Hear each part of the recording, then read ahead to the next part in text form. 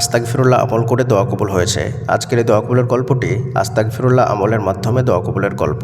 আল্লাহ তাআলা আস্তাগফিরুল্লাহ আমলের মাধ্যমে এমন একটা সমস্যা থেকে সমাধান দিয়েছেন যেটা মানুষ কখনো কল্পনাও করতে পারবে না। মানুষের চিন্তা শক্তি, কল্পনা শক্তি যেখানে শেষ হয়ে যায়, আল্লাহ তাআলা সেখান থেকেই শুরু করেন।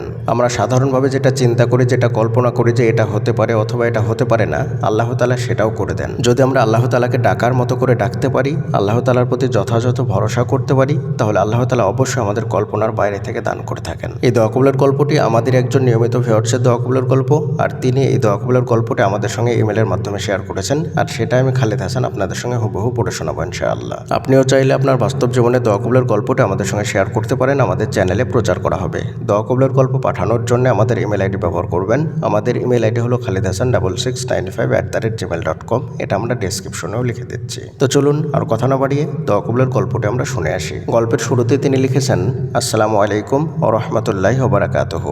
ওয়ালাইকুম আসসালাম ওয়া রাহমাতুল্লাহ। এরপরে তিনি লিখছেন, শুরুতে একটা কথা লিখি, আমি আল্লাহর এক গুনাহগার বান্দি, অনেক ভুলে ভরা আমার জীবন। কখনো কল্পনাও করিনি আমার মতো একজনের দোয়াও এভাবে কবুল হতে পারে, কিন্তু আজ আমি বুক ভরে বলতে পারি আল্লাহ কখনোই তার বান্দাকে খালি হাতে ফিরিয়ে দেন না।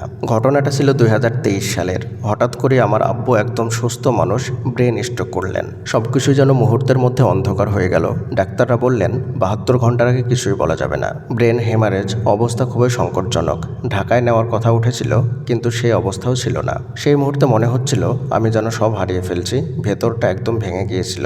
কিন্তু হঠাৎ তখনই আমি আমার রবের দিকে ফিরে গেলাম। আমি জানি না কতবার আস্তাগফিরুল্লাহ পড়েছি আর কতবার কাঁদতে কাঁদতে দরুদ শরীফ পড়েছি। শুধু একটা কথাই বারবার বলেছি, হে আল্লাহ, তুমি তো আল্লাহ, তোমার নামের ওসিলাই শুধু তোমার রহমতে আমার আব্বুকে তুমি সুস্থ করে দাও। এই দোয়াগুলো ছিল ভাঙা হৃদয়ের চোখের পানিতে ভেজা একটা অসহায় মেয়ের আর্তনাদ। আল্লাহ সুবহানাহু ওয়া তাআলা আমার সেই কান্না শুনেছেন। ডাক্তাররা অবাক হয়ে গিয়েছিলেন। একজন সিনিয়র ডাক্তার বলেছিলেন, আমি আমার জীবনে এত অল্প সময়ে কাউকে আইসিইউ থেকে এভাবে সুস্থ হতে বের হতে দেখিনি। আলহামদুলিল্লাহ, আল্লাহর রহমতে আজ আমার আব্বু আমাদের মাঝে আছেন এবং সুস্থ আছেন। এই ঘটনাটা আমার জীবন বদলে দিয়েছে।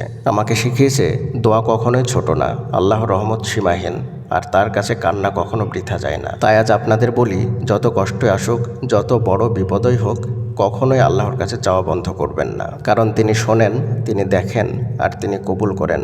আল্লাহ আমাদের সবাইকে খাঁটি মনে দোয়া করার তৌফিক দান করুন, আমিন। প্রিয়দিনী ভাই এবং বোনেরা, দোয়া কবুলের গল্পটি এ পর্যন্তই। সত্যিই কোনো ব্যক্তি যদি আল্লাহ তাআলার নিকটে কান্না করে মন থেকে কিছু চায়, তাহলে আল্লাহ তাআলা কখনোই তাকে ফিরিয়ে দেন না। আর আস্তাগফিরুল্লাহ অর্থাৎ ইস্তিগফার এমন একটি আমল, এই আমলের মাধ্যমে আল্লাহ তাআলা যে কোনো দোয়াই কবুল করে নেন, কোনো দোয়াই বিফলে দেন না। তাই আর দেরি না করে আজকে থেকেই আস্তাগফিরুল্লাহ আমল শুরু করে দিন। ইনশাআল্লাহ আল্লাহ তাআলা আপনার প্রত্যেকটা দোয়াকে কবুল করে নেবেন। এই দোয়া কবুলের গল্পের মধ্যে থেকে আপনারা একটা শিক্ষা পেয়েছেন কিনা জানি না, আর সেটা হচ্ছে যে আল্লাহ তাআলা কখনো কখনো এমনভাবে মিরাকেল ঘটান যেটা মানুষের চিন্তার বাইরে চলে যায়। তাই তো একজন সিনিয়র ডাক্তার বলেছেন যে তার জীবনে এত অল্প সময় আইসিইউ থেকে কাউকে সুস্থ হয়ে বের হতে দেখেননি। সুবহানাল্লাহ। কারণ তাদের ডাক্তারি অভিজ্ঞতায় যেটা বলে যে এত অল্প সময়ে এভাবে সুস্থ হওয়া সম্ভব নয়, কিন্তু আল্লাহ তাআলা যখন করে দেন তখন সবকিছুই সম্ভব হয়ে যায়। তাই আপনার বাস্তব পরিস্থিতি না দেখে আল্লাহ তাআলার উপরে ভরসা করুন। আপনার পরিস্থিতি যতই খারাপ হোক না কেন, আল্লাহ তাআলা অবশ্যই মিরাকেলভাবে সেটা পরিবর্তন করে দিতে পারেন। আল্লাহ তাআলা একবার কোন বললেই সেটা হয়ে যাবে। তাই আল্লাহর উপরে ভরসা করুন, আল্লাহকে ডাকুন, ইস্তিগফার আমল করুন। আসসালামু আলাইকুম ওয়া রাহমাতুল্লাহি ওয়া বারাকাতুহু।